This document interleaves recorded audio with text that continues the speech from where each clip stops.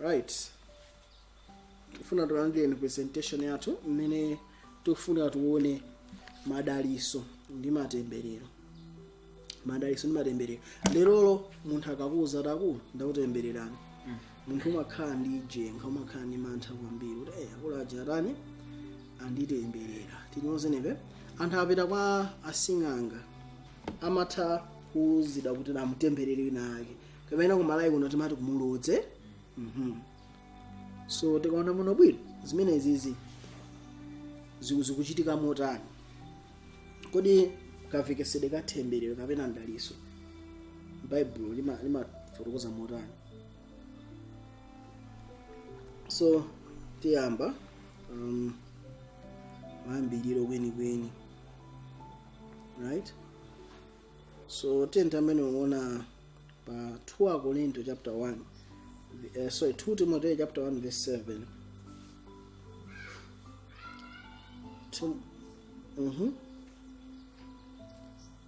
Verse 7. Pakuti Mulungu sanatipatsa mzimu wa mantha, komatu wamphamvu ndi chikondi ndi chidziletso. So anthu koza dai amwe wina akafuna kupheni wina ake nefiti uzani tiona basi iwe ndo in Christ basi day mantha usagona chani njenje nthawi zonse. Bible lizaifana Mulungu sanatipatsa ife mzimu wachani wa mantha. Tikapita ku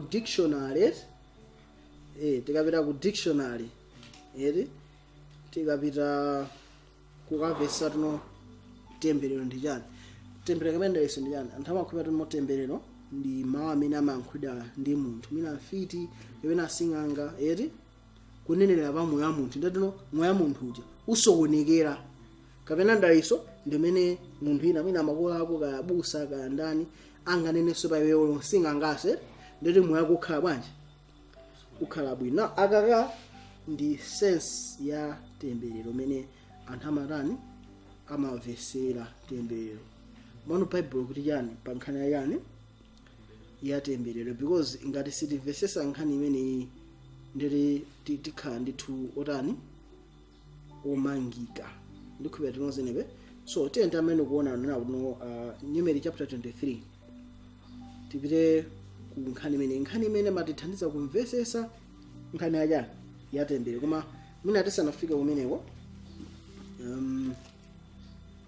tipite tiyenda tipite ndikomba Numeri chapter 23 Numeri chapter 23 verse 27 tiyenda verse 2 adijana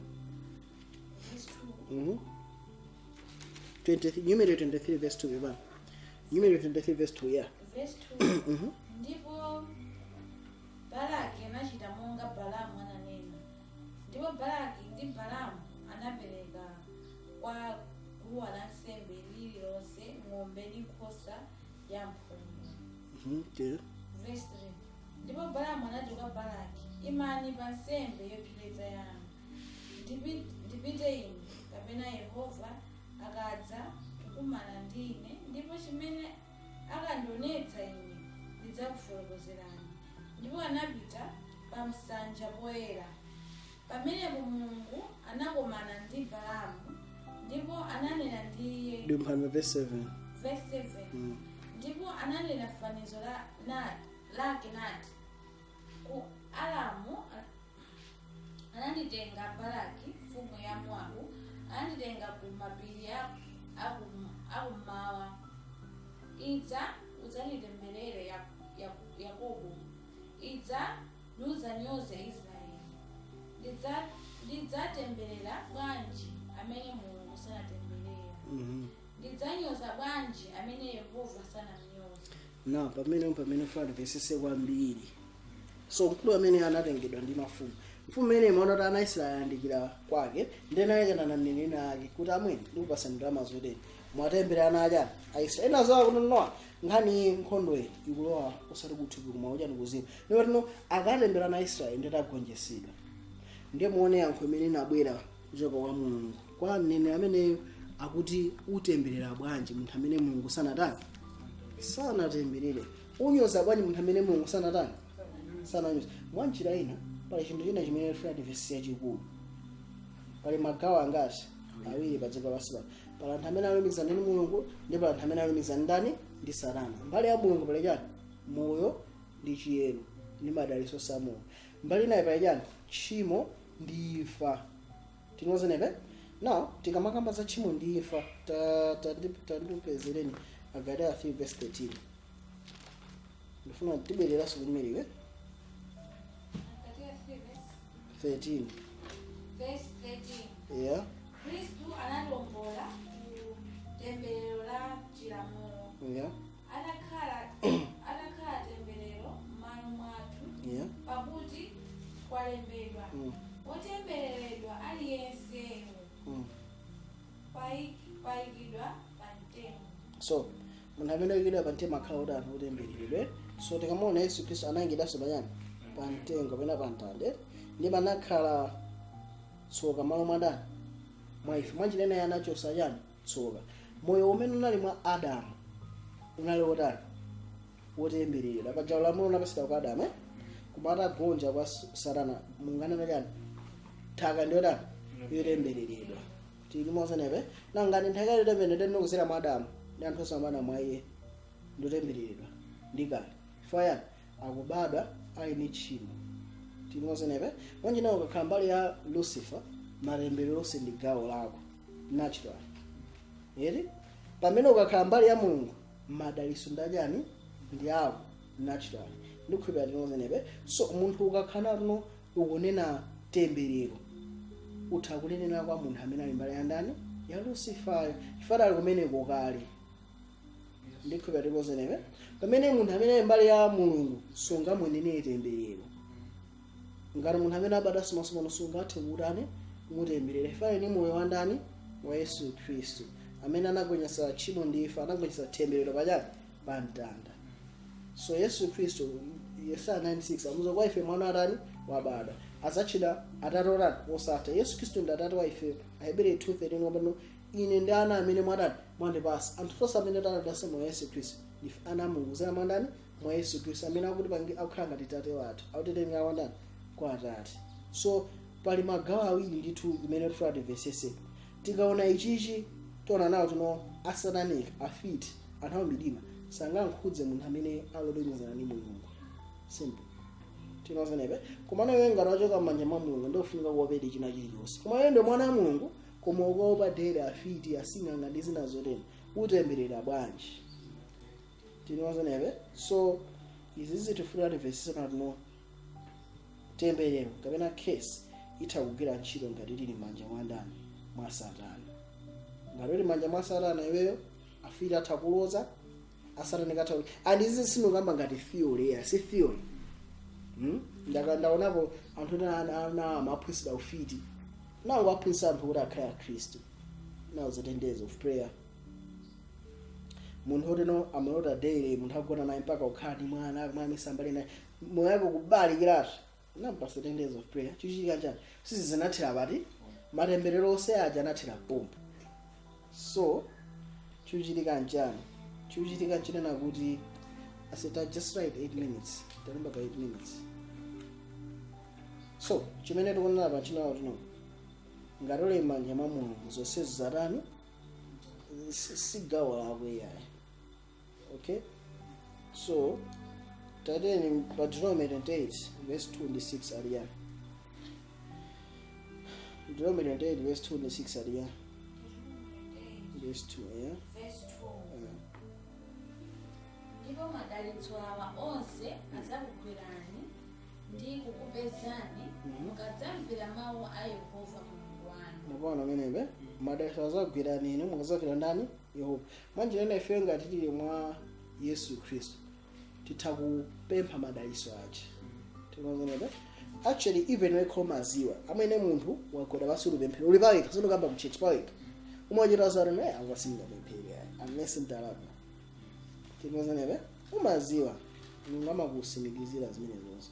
So pamene tili mwa Khristu Yesu ndife udalisidwa kale. Pamene tili mwandani mwa Yesu fali Yesu Khristu anakhala kale temberero pachani pa mtanda. Ndikhiwa tinozenebe verse 6 aliya. Verse 6 muzakhala odala polowa inu now ngati ife tili olumikizana ndi mulungu tili odalisika ndiyoti ngati tisali olumikizana ndi mulungu ndife otani otembereredwa tinozenepe now madalitso a mulungu alipo ambirimbiri tisanayambe mwina kuwaona mafuna tionenso chinthu china chimene chingatipase ife kumvesesa unatino mdalitso ndio kulumikizana ndi mulungu. Now tikambeni za ma generational cases. Now tikamaka za ma generational cases mapenta maondo akamati izi abambo ana nakulozani kapena muno abambo ana naloze ndati nonse mubada kwamene nonse nozeda chane ndale mupite kwa singa ngazi chose mupite kwa prophet ngazi chose kuti mezi zimagwira motani tatene lipita ku Genesis kani ano amadithandiza kumvesesa zimenezi. Genesis chapter 18 limene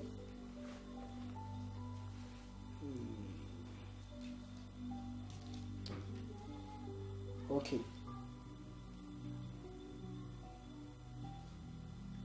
tenga verse 10 Genesis 9 verse ya 20 9 verse 20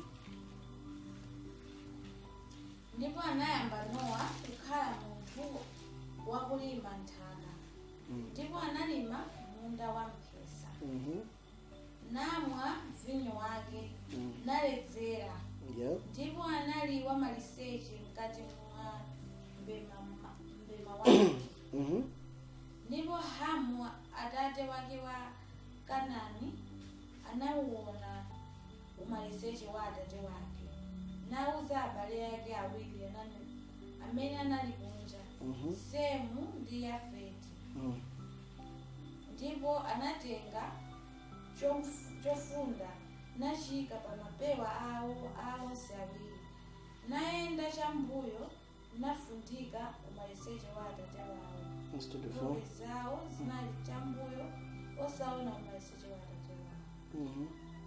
Verse 24 Nowa ndipo anauka kwa kuledzera kwake nadziwa chimene anachita iye mwana wake wamng'ono ndipo anati otembereredwa ndi Kanani adzakhala kwa abale ake kapolo kwa akapolo. Now verse 26 ndipo anati ayamikike Yehova Mulungu wa Semu Kanani akhale kapolo wake.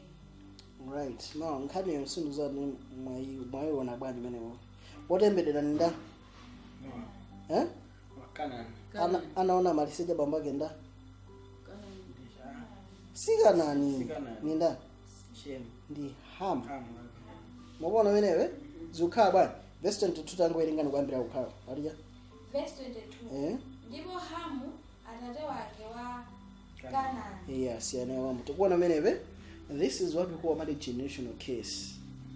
Yeri wapanga ndi wina otemberera ndi wina. Why? Ninafuna kunena kuti tikamaka za ma generational cases pachana nda amene alomizana ndi mulungu ndo dalisire amene osalumizana ndi mulungu ndo osadalisire umba si izini kamanga ijaye tikaona mu Talmud ma historical books ama Jews ama kuliana no ababa Hamu anapanga rape bambo ake tikaona bwino mwina history yake of which zinaipo ntaya Noah vula ijaisa mabwire so ananika khalide meneyo tikozenebe so wapanga chimene chiwa Hamu mwanjira ina Kanani ndi mwana wa ndani wa Hamu atengraso khalide ndani la Hamu ndikhupa tinozenebe mwanjira ina zipanga zinthu zonse manaso ndi ndani ni mulungu pachifukwa chimene ichocho anali kale otani otembereredwa. I hope tinozenebe be. So that's how a generational case works. But pakabwera munthu wina mu line ya Kenani amene atazindikira chimene chochitika nata inafuna ndisate mulungu tembereje jephweka pati bomba ndikhupa enake ali akulu tilimoze.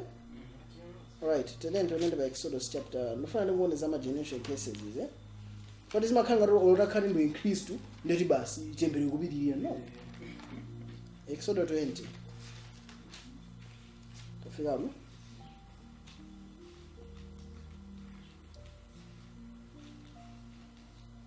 verse 5 ariya verse 5 usazipembedzere izo usazitumikire izo chifukwa ine Yehova Mulungu wako ndili Mulungu wasanje wakulanga ana chifukwa cha atate awo kufikira m'bado wachitatu ndi wachinayi wa iwo amene akudana ndi so tikaona mwene ku Ezekiel chapter 18 akamba tino munthu sazafa chifukwa cha tchimo la abambo ake apanga chinthu iye akufa ngani apangira Kenani ninda ndi Ham Kenani tikaona bwino tikaona genealogy yake ndi amene analinso mmodzi wa anthu amene anaukiraso ndani Mulungu kwambiri tikaona muno bwino Ham ana kanali Kushi, Mizra and Put and Kenani amene anadeseda anapangida khiso zakhala antchito wazake mano tikaona ana Ham osatana lobalika even Kush anabala wina anazabala Nimrod Kush mwana wa Ham anayi Kush anabala Nimrod izo zimene apanga sanja babu tikuona wenepe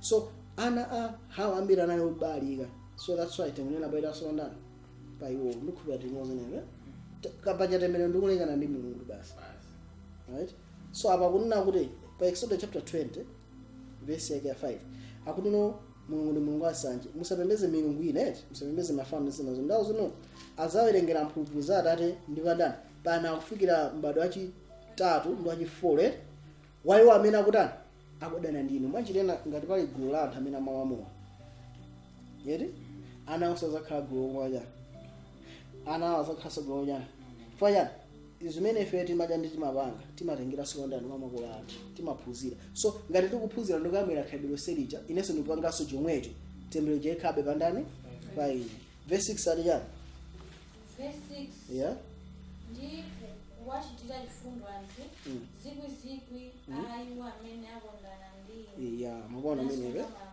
so pali contrast ya anthu amene akudana ndi Mulungu machimo awo awerengere koma anthu amene akungonda iye akhala ndi chifundo timozenepe temperature silatani silagwere ya kamvekesedeka generational cases I don't think anthu ambiri anakasunge na ndimafuna ndipite ku nkhani ina imene imatiphunzitsa ife nkhani ya temberero tingalilwese bwanji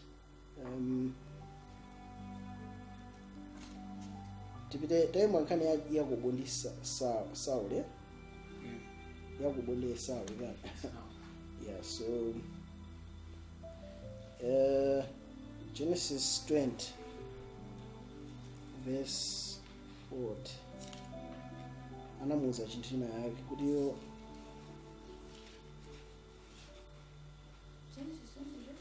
Genesis 27 verse 40 umbana kuwa banga simana ndisungo ndaliso umozi tikuona menepe ndi anamuza na nombala yako iyo zakhala utani utumikire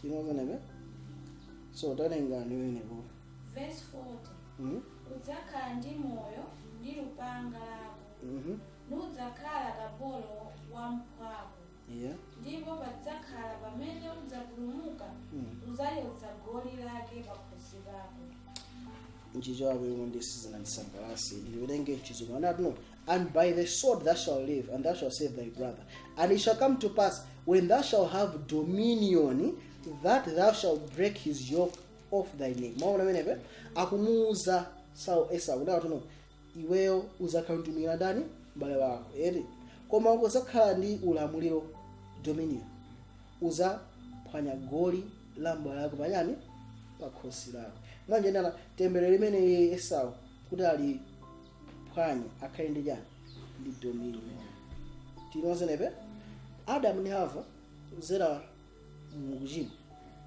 ulamuliro dziko lapansi unapita kwa ndani kwa Satana thakasi anatemberere koma kuzera mwa Yesu Khristu chili anchani ulamuliro ukubwereranso kwa munthu amene anada mwachingati wachiwiri tinozenepe ndiye khala amene ali ndi chani dominion kapena amene anakuchesa ndani Lucifer ndefeyo ngati tikufuna temberero lichoke pa ife tikupita kwa ndani kwa Yesu Khristu. I hope you know that if we understand what the Bible is saying, then we believe it. One of our ziphuzimezi mabwe zimakhanga nawo no muntu ndiwe Kristu koma iye amatembera abambo anu and zose ziliba iniyo yes. The Bible sio kamba kwa zimenezo yayi. Means zino prophet ama pasa anthu wenga not no and has come in mantha.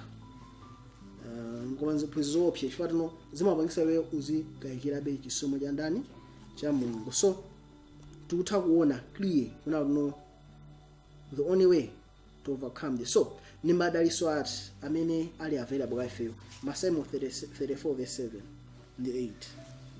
Madalitso oyamba ndi atiwa. So temberero si munthu ungonena mawu kwa iweyo. Takuona menepe? Temberero ndiwe kulekana ndani Mulungu. So pamene zatene ndeno iwe zimene zikusatira ndi zimene zili kwa iweyoko. Zilenga munthu amene akuledzera Mulungu.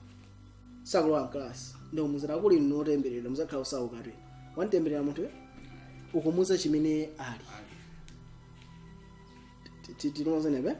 So temberero likubwera chifukwa cha gawo limene iwe uliko. Masalimo 34 verse 7 ndi 8 atiya. Verse 7. Ngelo wa Yehova azinga kuwachinjiriza iwo akuopa iye. Yeah. Nawalanditsa iwo. So ngelo wa Yehova achinjiriza iwo akuopa ndani? Akuopa iye ndikwatani? Ndikwalandisa. Mabona menepe? Panayisikana nake nkhani ndiyotchuka. Panayisikana mapita ku effort day. Napita nizake. Ndetsuke meneyo kuna njemera anzake sana apita koma yanatana anapitabe. Maduso pena pake ndiye kutcholo. Panayi pona tuno panayi pakuda ndantha mafambira amenewo. Ndatafika amenepo ndipemphera anapemphera. Anayamba kudusa panadusa mpaka kufika uko. Letsu kulina anyamata ena akawira anabwera kwa iyo. Amwe. Tinaona anthu atali anayi ndiweyo ndeti nathawa.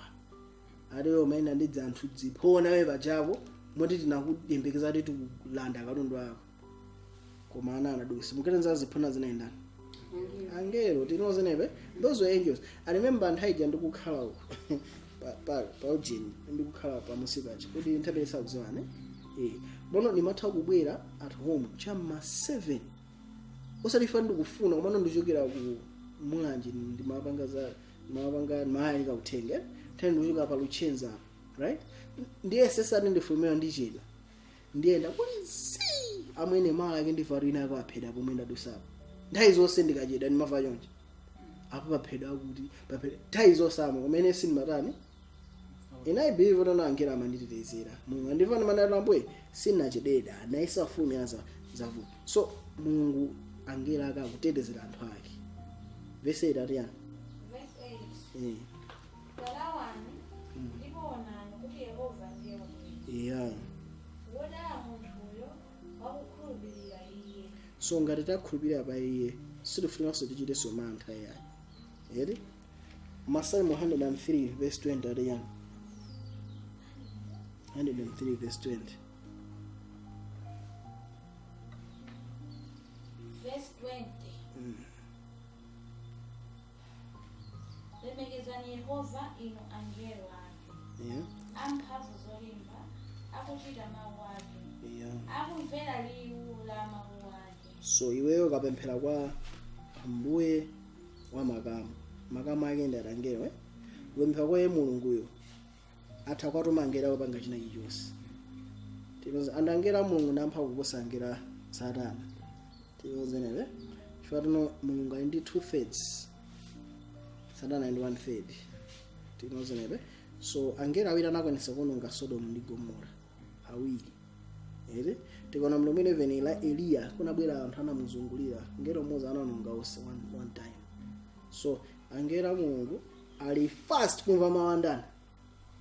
Anda amulungu. Ere so nimafuna nati tikaona pa Daniel chapter 9 chiuchitika njani. Jana namba kupemphera kwa Mulungu. Pana izina isama zivesesa pa usaje. Ndiye Gabriel anauluka ndikumyankhula. Ati akulu. Mene mapemphera lamulo linabwera kwa ine mwachangu verse 24 Daniel 9:24. Ndimo lamulo linabwera mwachangu kuti uzodiwe ndokondedwa kwambiri kuti kumwamba ndipo sindabwera kuzakupasa iwe kumvekesa kwa yani kwa maloto. Manje lena ife tobepha kwa Mulungu atilandisa ife kusera kwa angelo ake. Paja angelo ntchito ndi chani.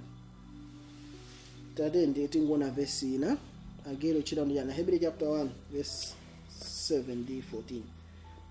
Hebrew chapter 1 verse 7 ndi 14. Verse 7.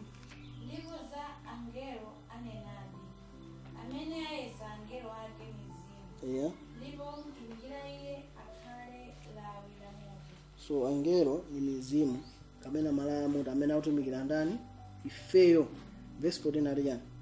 Verse 14. Yeah. Kodi sili yonse mizimu yotumikira yotumidwa kuti itumikire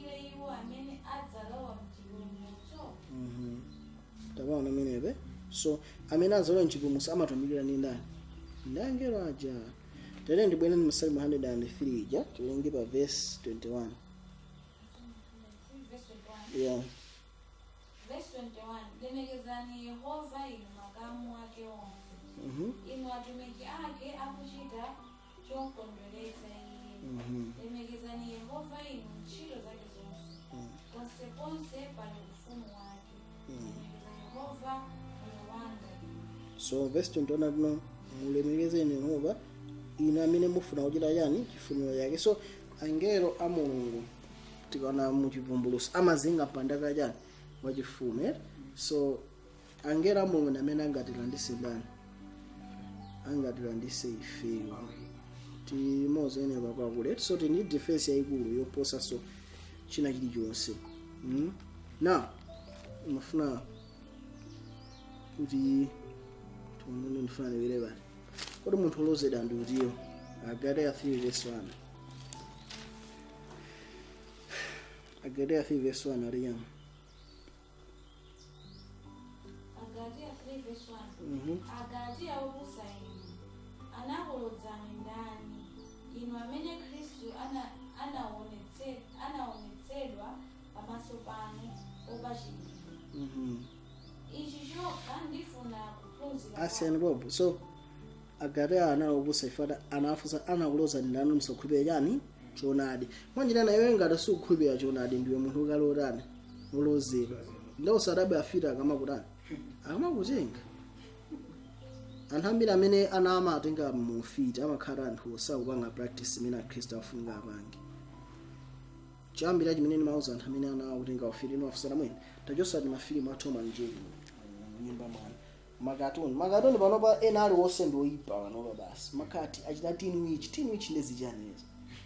Yani vesa nebe makhala za magay kalime yonyasa kwa pasanachi. Na munthu uzikadabwa kuti Satana afuna anachi. Ndi ake ka. Timozene so anthu ambiri amakhala kenako akateno azithamanga kwa profeti. Akutenga mana ngera izizi akupanga ndabambwani zakupanga ndi mayani basi. Mwikangana mimi. Chifukwa anatsegula ziseko. Sana khulupirira choonadi. Sana khulupirira Yesu Khristu amene njira ndi moyo. Ndipo chifukwa chimene chocho Satana akubwera kuzatenga zake. Andifata napasa Satana access amabwadu kuzatenga anachi. Ananambira uphunzira ufiti osati masewera. Anambira akandipeza imakhala nawo uphunzira ufiti. Ndi chimwe nawuza mwini chosani filimu isenimo zosasekera tena amene mpya kungoteno zosija afiti osasiya kubwera chinese basi zathera wo. Tinoza nebe so tichoseze ndimene zikuti lumikizisa ife ndiyani kudziko la basi tikhaledi ana ena a Mulungu tikazika mmanja mwake palibe amene angatani angati yonse mwiya alipo amene angati yonse kapena teni Yohane chapter 10 Yohane chapter 10 verse imanisangasa kwambiri fati imangonesatu choonadi. Yohane 10 verse 27 adiani. Verse 27. Kosa zanga zimva mawu anga ndipo ine ndizizindikira ndipo ndizitsata ine. Verse 28. Ndipo ine ndizipatsa moyo wosatha ndipo sizidzaonongeka nthawi zonse ndipo palibe munthu adzazikwatula dzanja langa. So palibe amene angati kwatula dzanja la ndani la Mulungu sizingatheke ya muzanja la Yesu. So mwanjireni palibe situation imene ingatitengene kuchosa muzanja la ndani la Yesu Khristu. Palibe, literally zero. Pepepo mayeso kapena mayese pepepo zokhoma zimene zingandigangamule kuzanja la ndani la Yesu Khristu. Yesu akuchallenge zimene zonse. Ife tikakhala m'manja mwake ali pasefe chani moyo wosatha moyo wogonjetsa umene mwa iye uja umene unambedwa sabini pa Pentecost uli wandani wa inu ndi ineyo. That life overcame sin and death. What more can you want? Moyo umene unagonjetsa chimo ndi ife tingafuneso chani tapitiriza ndawo yani. Verse 29. Verse 29. Atate wanga amene anandipatsa izo ali wamkulu ndi onse. Yeah. ndipo palibe wina angathe kuzikwatula mdzanja la Atate. So pali dzanja la Atate ndiponso dzanja la ndani la Mwana. 2 hands, manja angati awiri, palibe amene angati kwatule. Okay, funso lanu wakanene dzanja la Mulungu. Mulungu angalowe fiti ndiloze ineyo zona. Mulungu angalowe asaneneka ndi Yose moyo wake. No. Tabiye invest in one jana. Verse 30. Yeah. Ine ndi Atate ndife amodzi. Verse jogera pamenepo ine ndi Atate ndangati amodzi. So kumwamba kamba za khola. Eti tonse libwe mkhola lingati limodzi. Khola limene ndi ndani? Khola limene ndi dzanja la ndani la Atate. Yesu atitenga tonse kubisa mdzanja la Atate. Mmene momwe khola limene ndikulandira chani moyo tani moyo wosatha. Verse labda kwambiri ndotenda amodzi. So Atate ndi wakulu kuposa wonse, akati wonse even Satana nangelo yake. Eti so tona nawo tino nthawi zitati mathawu machitesa Yesu tingoona mphamvu ya Yesu Kristu. Hebrew chapter 1 verse 8 adiyani. Hebrew 1 Verse 8 verse sereka mpaka na 10. Verse 8. Koma ponena za mwana ati mpando wa chifumu wanu Mulungu ufikira nthawi za nthawi, ndipo ndodo ya chifumu yongoka ndiyo ndodo ya ufumu wanu. Mwakonda chilungamo ndi kudana nacho choyipa. Mwa ichi Mulungu ndiye Mulungu wanu wakudzodzani ndi mafuta chikondwerero chenicheni koposa anzanu. So Yesu Kristu papende kusazuzira ndi mafuta kumira yani zimwere. So akutitha kuti pasa notisanula chimenechi ndakuti yani 10 verse 10. Ndipo inu Ambuye pachiyambipo munayika maziko a dziko. Ndipo miyamba ili ntchito ya manja anu. Iyo idzatayika komatu mukhalitsa. Ndipo iyo yonse idzasuka monga malaya. Ndipo monga chofunda mudzayipinda monga malaya, ndipo idzasanduka. Koma inu ndinu yemweyo, ndipo zaka zanu sizidzatha. Okay, sangu bombo. So tutaona no Yesu Kristo pamene wagonjetsa zonse ndikiraso kumwamba alifanana ndi yoyipa azuzida ndi mafuta pamwamba payani pazi zake. So tutaona kuti Yesu Kristo akupangidwa kuti akhale mbuye wa inu ndi nani inu ndi ineyo, kuti ngakhale temberero linabwera kudzera mwa Adamu, pali Adamu wachiwiri amene Madalitso sazera kuti menewe. Yeah, so tutaona uno pali ndithu chimenechi nawo. So tikuona kuti Madalitso akupezeka pamene pali Atate ndi nani ndi Mwana. Verse iyi pano tikaiwerenga imvekano wambiri ndikhulira yo. James chapter 2 verse 1. Verse maga verse 3 koma tayambira verse 1 adija. Yeah. Ndipo anandionetsa mtsinje wa madzi amoyo wonyezimira ngati krustalo. Yeah. Otuluka kumpando wa chifumu wa Mulungu ndi wa Mwana wankhosa. So dziko linapasi lino lizakonzesedwa kachingati kachiwiri azalilengaso masomana atawononga atachosa zonse zoyipa. Verse 3 ndali ya. Verse 3. Yeah. Ndipo sipazakhalanso temberero lililonse. Yeah. Ndipo mpando wa chifumu wa Mulungu ndi wa Mwana wankhosa udzakhala momwemo. Mabona amene alisipazakhalanso chani Temberero chifukwa chani Mwana wankhosa ndi Atate azakhala pali momwemo. pamene pali Mulungu ndi Mwana wake sipankhalenso temberero. Tinoza neve. So lekawanga za Madalitso tukamba pamene wapezeka Atate ndi nani ndi Mwana wake. Ndikhulupirira tinoza neve. So tofuna tizizindika zimenezo tikakhulupirira ndithu tilandira chimene ife tikutani tikupemphacho. Ngati sitikhulupirira ndeti sitingalandire. 1 Yohane chapter 2 verse 22 ya. 1 Yohane 2 verse 22. 2 verse 22. Yeah. wabodza ndani koma iye okanayo kuti Yesu si ali Khristu iye ndiye wakana Khristu amene akana Atate ndi Mwana. Yeah, ngalo umenewe. So tabe number verse chapter 3 yomweyo buku lomwelo 103 verse yake ya 22 adiyani 3 verse 22. Ndipo chimene chilichonse tipempha tilandira kwa iye chifukwa tisunga malamulo ake ndipo tichita zokondweretsa pamaso pake. So malamulo ake ndi ati verse 23. Verse 23. Ndipo lamulo lake ndi ili kuti tikhulupirire dzina la mwana wake Yesu Khristu ndi kukondana wina ndi mnzake monga anatilamulira. Mukona menepe anditikaona Roma chapter 5 verse 5 amakamba tino chikondi cha Mulungu chinasulula mitima mwanu kuzera mwachani mwa Mzimu. Tendipitizani 103 verse 24 adiyani 103 verse 24. Yeah.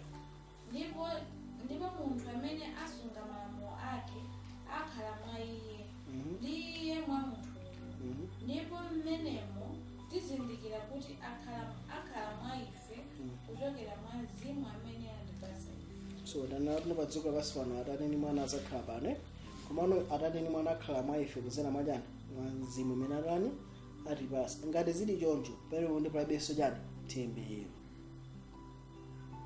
Timozenewe. So tikuthandiza ife ndife yake watigula ndi mwazi wake sindifeso anthu otembereredwa nikona tauza ife nawo kuti tapasidwa mzimu osati wayani wamantha. Timozenewe. Right, Mulungu akathe kudalitsa mawu ndinu nonse amene munasankha kuti tikhale limodzi tikupita ku pati yomaliza imene tifuna tioneza masiku tena kupemphera takhala kukakamba amene wawa so tikhala tikusindika kumenekuko.